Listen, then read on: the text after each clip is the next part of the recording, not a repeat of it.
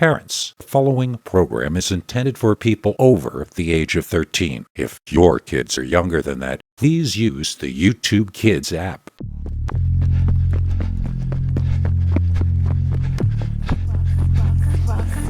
Welcome to Scary Stories, the channel that tells you scary stories. Peter Bernard's Scary Stories for Adults. Welcome to Scary Stories NYC.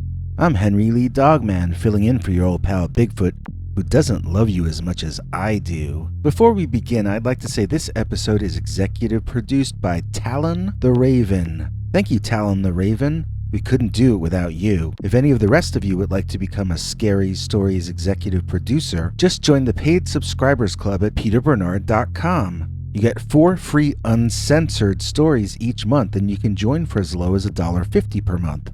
Now, we've got 5 Dogman stories today, all of which took place in the Midwest. So it's a Midwest Monsters episode, you might say.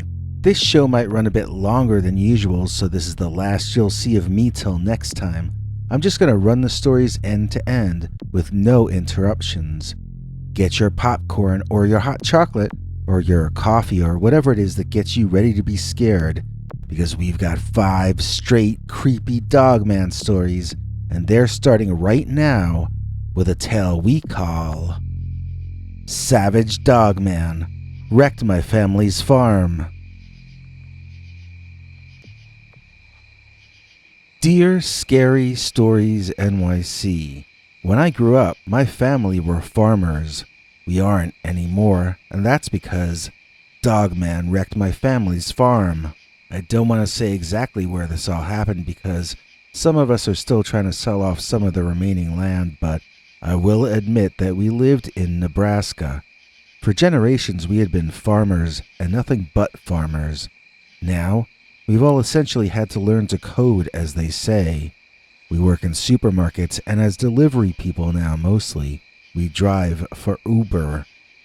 We have no central core identity as a family any longer, and we've lost a lot of our self-esteem in the process, at least in my opinion. I would farm again in a second, except the financial hit we took in our last few years left us in such a deep hole that it likely might take us over a generation to repay it. It's been a hard time, and unlike most of the rest of us, I'm prepared to lay nearly all the blame for this at the feet of the North American upright walking canid, or Dogman. I had been hearing howling at night for at least 2 weeks before the first attack on our farm occurred. Nobody else remembered hearing it when I asked them, but I definitely had. What happened to us first was that the chicken coop was torn into and raided. It looked like someone had slashed it open with something very hard and sharp, like a knife or an axe. But the cuts were parallel and different than any I'd ever seen before. I remember saying that it looked like Freddy Krueger had broken into the chicken coop. There were 4 birds taken that first time, but the rest had gotten out and wandered all around the farm. I immediately thought it was a pack of dogs that had done it, but my father thought it was a homeless person who got a hold of some pliers. Neither of us could really figure out what had broken into that coop or how. We drove to the store and got their strongest fencing to fix the coop with, then doubled it up all the way around. It was quite a bit of work, and so we were doubly upset when the next week, the coop was broken into again. This time the lock itself appeared to have been bitten off.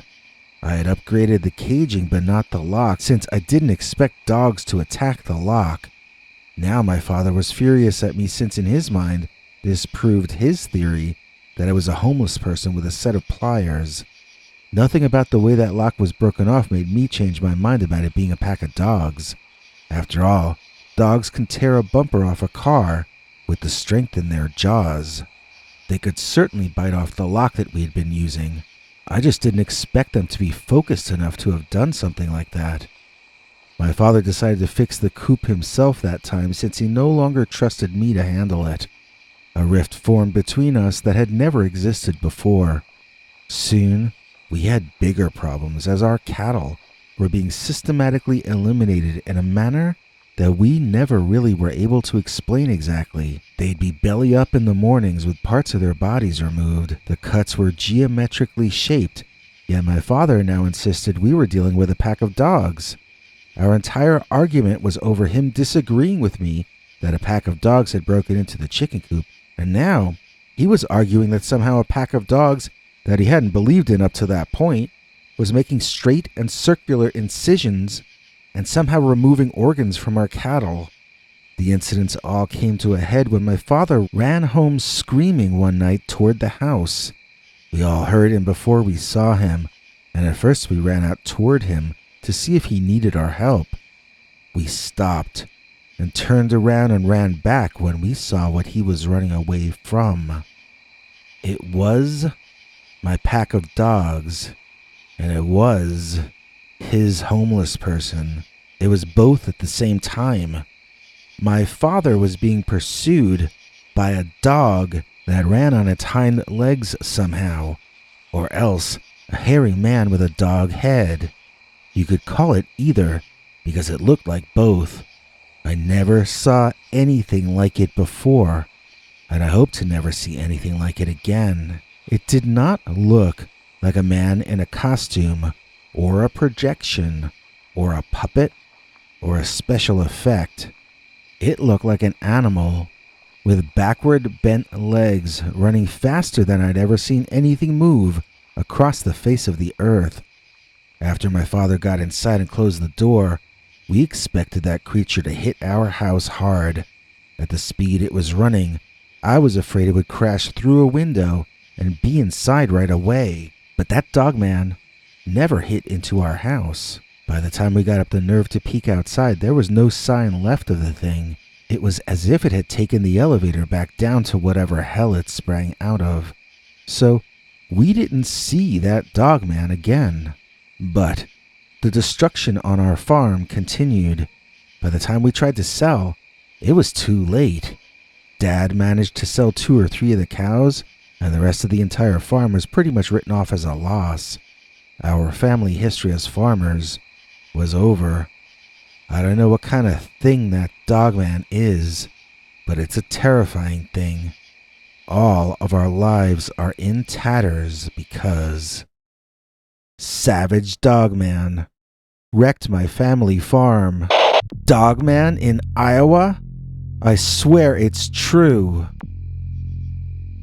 Dear Scary Stories NYC, I have a Dogman story for you from the Hawkeye State, Iowa. My sighting happened inside Palisades Kepler State Park, which is about a 15 or 20 minute drive southeast of Cedar Rapids, Iowa. I was camping in the autumn with my wife, and we were situated close to the Cedar River where I wanted to fish. Now, I'm a bit of a weirdo, so I like to fish when I've been told it's the best time to fish. According to my uncle, the best time, or one of the best times, to fish in the Cedar River is around 2 o'clock in the morning. I set my little alarm, and of course it woke my wife up instead of me. She woke me up, and then she got up too, blaming me for it. As I yawned and stretched and walked toward the shoreline, I heard my wife screaming behind me. She was calling my name, and she sounded pretty alarmed and upset. I turned around, and I swear to you, this 7-foot-tall man, covered entirely in black, shiny fur, with a dog's head on top, was running directly for me. I dodged out of the way, and he ran past. Viewing him from behind, I saw that he had a tail in the air behind him, just like a real dog. The head was long, like that of a hound of some sort. The dog ears blew in the breeze behind him as he raced by, incredibly quickly. As we both watched, he dove into the water like an Olympic swimmer and practically flew across the water, swimming 90 degrees away from the current. It blew him downstream about 30 feet in the time it took him to cross the river, which was not long. I hesitate to even guess, but it was under a minute. I mean, it was just impossibly fast, and the creature had to be incredibly strong. I personally can't even believe what I saw, even though I saw it with my own eyes. The way the creature was about to run right through me, the way it looked in my direction and didn't seem to see me. I wonder what would have happened if I hadn't moved out of its way. Would it have run through me? Would it have run me down? Or would it have vanished like a vision or a hallucination? What if this was one of those kinds of hauntings that replays over and over again like it's been recorded in the rocks or the buildings or the trees? What if that Dogman we saw was actually some prehistoric creature? And what if it actually ran through that path thousands or millions of years ago? What if it was a reflection of another reality altogether? Although I'll always remain at least a little bit curious, I guess I'm glad I dove out of the way in time. I wouldn't have wanted to end up a hit-and-run victim of the Dogman. In Iowa, Dogman wouldn't let me sleep. Dear Scary Stories NYC. A few years back, I walked out on a girlfriend of mine, one who I should have treated better. It led to me coming face to face with the devil himself in the form of the Dogman, and it taught me a lesson I will never forget. I admit now that I was on my high horse with this particular woman I was dating. Let's call her Denise. I felt like she was pushing me too hard toward marriage, and I felt like I was too young for it. I was actually already 31 years old, but I saw myself as 21. I was very proud of the fact that I hadn't really grown up yet. I felt like I could get any girl I wanted, so why settle down? I felt like I would be young forever. I wanted to teach this girl a lesson, so I threw a big fit. Then I moved out. I had to find some place to live right away, and through a weird series of circumstances, I ended up renting a house that was a 15-minute drive from the end of an unpaved road off the side of a small old highway that hadn't seen much use in recent times. I mean, this place was remote, judging by the ruined old houses crumbling in the forest all around. The house was in the middle of a ghost town. It looked like people used to live all over that area, but for some reason, only this one house was left for rent, and the rest had all been condemned years ago from the looks of it.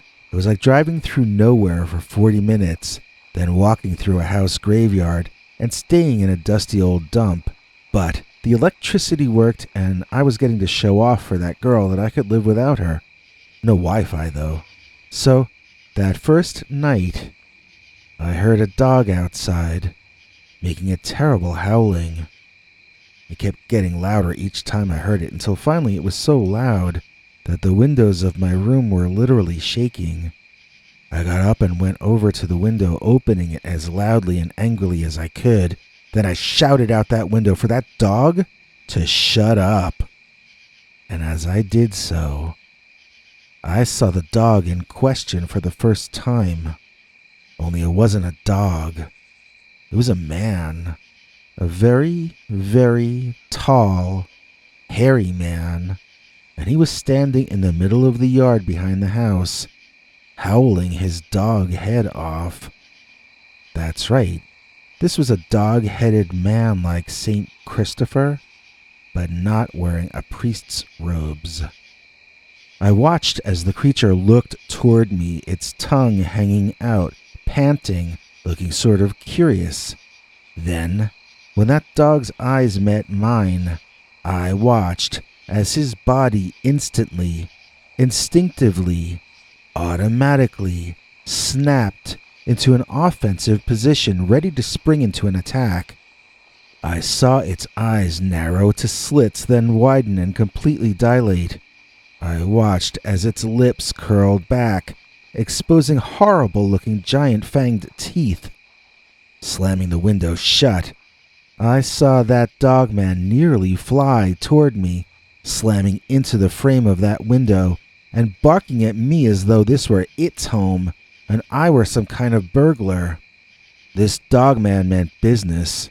It couldn't get in through the window, so it sped around the house, slamming on various doors and windows to test them, trying to dig under the edges of the house, barking and growling and leaving me a gibbering nervous wreck by the morning. Needless to say, I apologized to Denise and moved back before nightfall. I was a nervous wreck for literally weeks after that night. I never want to go back anywhere even vaguely close to that godforsaken area ever again. I'm a changed man since the night that Dogman wouldn't let me sleep. Ohio, truck stop, Dogman. Dear Scary Stories NYC, I've tried to get someone who was there at the time of the events I'm about to describe to go on the record agreeing with me that a dogman actually ran through the truck stop we were all in. I have failed in this endeavor, and for that reason I don't want to name the exact location of the event in question. It took place in Ohio along a fairly major highway in a rest area that I had pulled my 18-wheeler off into. I needed to get something to eat and stretch my legs, plus I wanted to refill my thermos full of hot coffee because it was already midnight and I wasn't planning to stop again until well after dawn. But that's basically the entire story right there.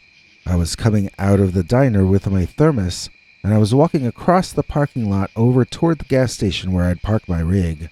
Out of the woods behind the truck stop emerged a man with a dog's head running on his hind legs.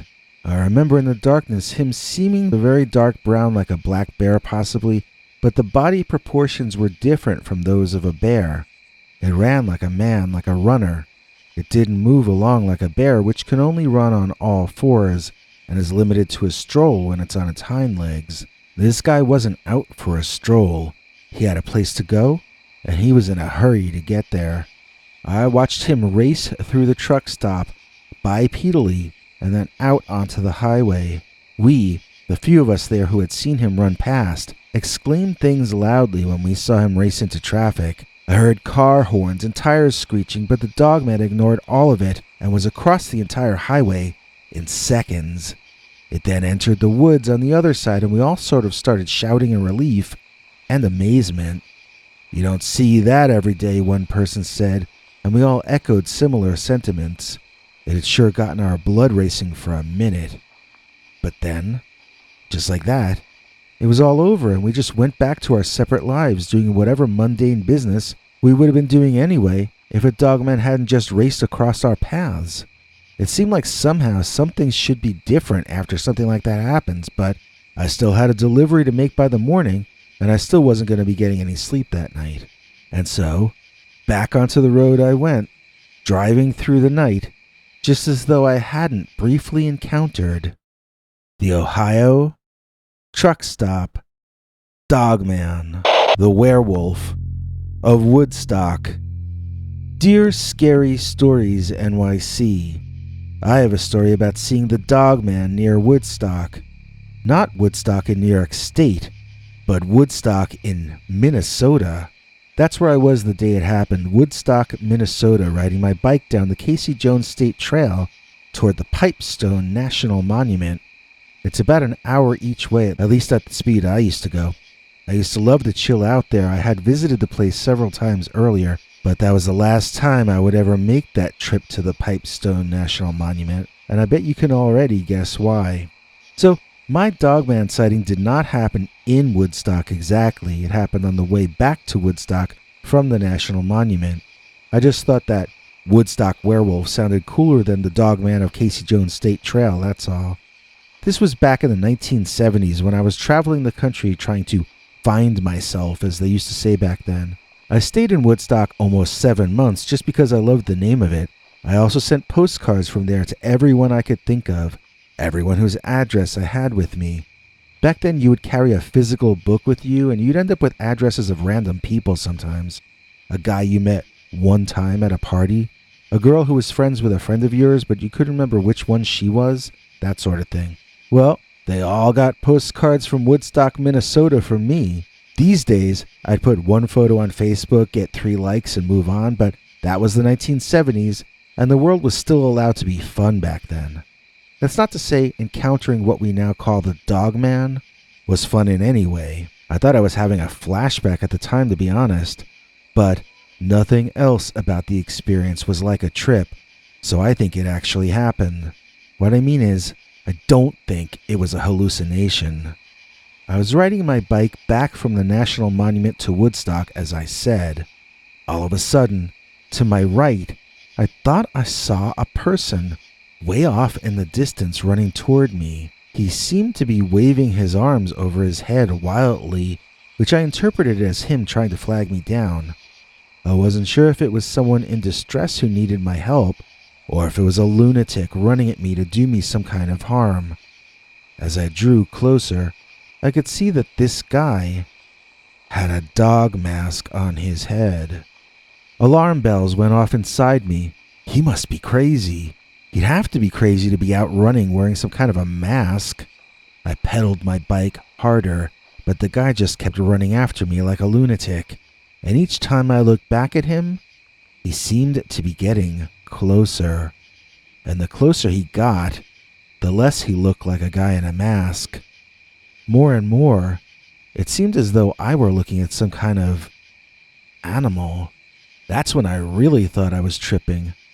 I had no vocabulary or concept for Dogman. I didn't perceive it as a wolfman or werewolf either. It was some kind of a hairy monster with a dog head, and it was running after me at speeds that no two-legged creature should be able to run. To be as specific as I can, this was a grayish, black dog with a long nose or snout and black nose leather. It seemed about as tall as a normal man, and about as well built. It pumped its arms at its side in much the same way a human would, and its dog ears on top of its head flopped around as it ran.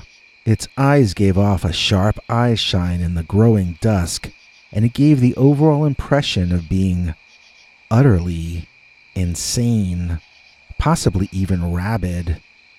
If you think encountering Dogman in the forest is scary, try encountering him in Minnesota. There's nothing but grass for miles. You can see him, and he can see you.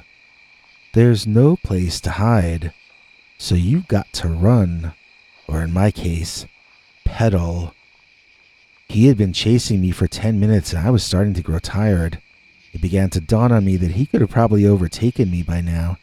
It seemed the only reason he hadn't was he was waiting for me to tire myself out. The realization of this hit hard and hurt badly. I now began to believe that I was not going to escape the creature. Up until that point, I had been frightened, but certain I would get away. As I began to feel that this creature could catch me any time it wanted to, I simultaneously felt myself falling from the top of the food chain. I was not in charge of this situation. I was merely prey, and I was being pursued by an apex predator. Up ahead of me on the path, I saw someone running toward me. Panicking that it was another Dogman, I stopped my bike short. Realizing then it was someone out jogging, I tried to flag them down. They waved their arms back at me, then I saw the jogger's eyes open wide in shock and horror. He was no longer looking at me, but I knew what he was seeing instead. The Dogman charged into my view, chasing the jogger who ran off the path and off onto the grass. I'm not proud to admit it, but there was nothing I could have done to help that guy, and I took my chance to beat it home while the Dogman was preoccupied. I made it back safe, but I have to say I must have been in shock. I remember wanting to go to the police, but I wasn't sure what I would tell them. With a story like that, back in the 1970s, they would have probably thought I was on something, and then I probably got all my stuff searched, which I really did not want to have happen. Back then, the penalties were very harsh for doing very little, and I figured I was better off not telling anyone in authority what I had seen. Sometimes, I feel nostalgic for Minnesota, and I think of going back to visit the area. But then, I decide better of it, because I still have a basic, core fear of ever again encountering the werewolf of Woodstock. And now, Get ready for an all-new, completely uncensored, slightly bloody, and absolutely terrifying new Dogman story. Oh, wait. YouTube won't allow me to tell you stories like that on this channel. If you want to hear that, you're going to have to go to peterbernard.com and sign up for our paid subscribers club. You can choose any price you can afford for a 1-month subscription, and then every weekend, we tell you a story YouTube would never allow us to tell you on this channel. See you this Sunday for an all-new, very scary, completely uncensored Dogman story. If you enjoyed this, please click like or consider subscribing. Remember to click the bell icon or you won't get notifications. If you want to listen to Bigfoot's secret uncensored story each Sunday, just go to peterbernard.com and become a paid subscriber. See you tomorrow. Same dog time, same dog channel.